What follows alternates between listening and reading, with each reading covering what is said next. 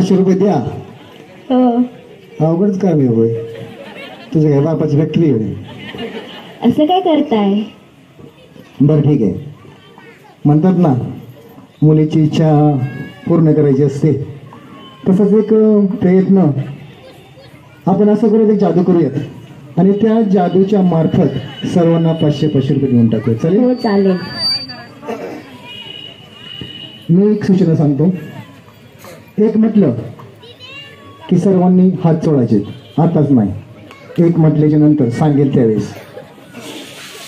2 म्हटलं की तेच हात वरती घेऊन चोळायचे. 3 म्हटलं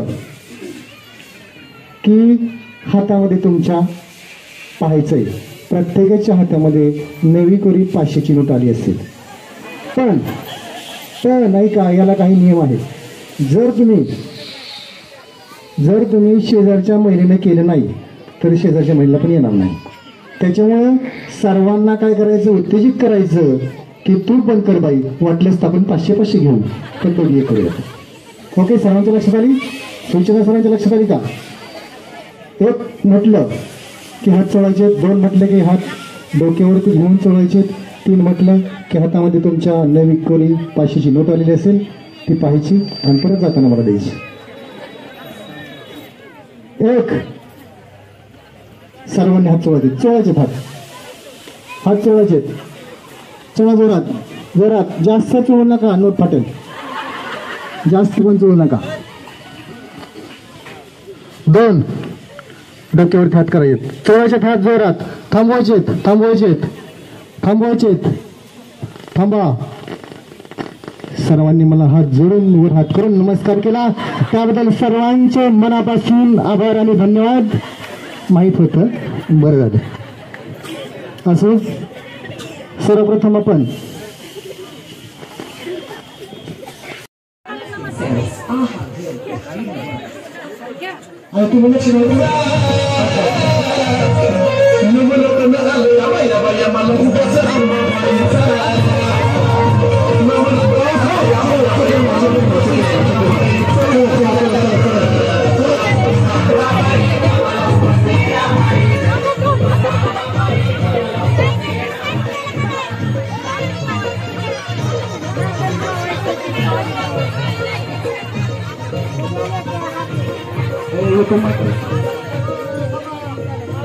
थांबा.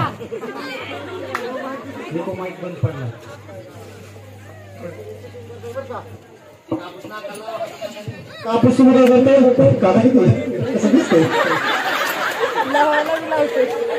काय करते?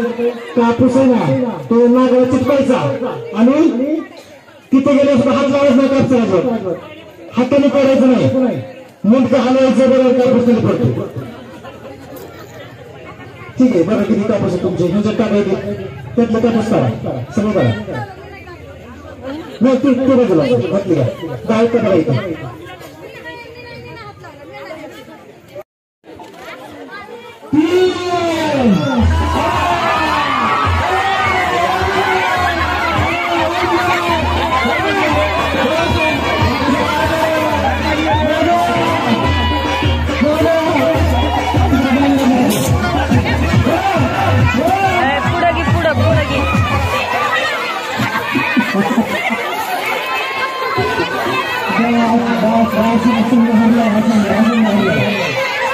संघ भरलेला आहे.